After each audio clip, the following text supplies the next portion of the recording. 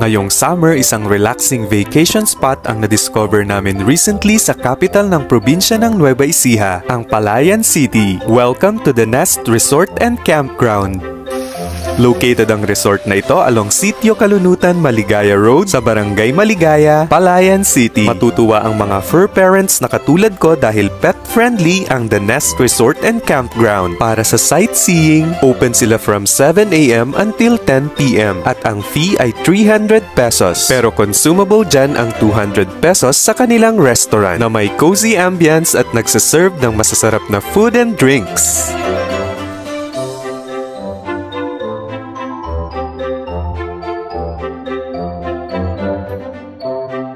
Bukod sa restaurant, meron din sila ditong mga relaxing cottages at eleganteng event hall kung saan matatanaw ang ibang magagandang areas ng resort tulad ng kanilang swimming pool. Isa pang exciting attraction dito sa The Nest ang kanilang view deck kung saan makikita mo ang 360 degrees view ng resort, mga bundok, kapatagan, at city lights ng kalapit-bayan nitong Cabanatuan. Dahil isa ding campsite ang resort na ito, meron silang area dito kung saan pwede kayong mag-camping. At bukod sa mga rooms at cabins, meron din sila ditong mga modern bahay kubo for staycation.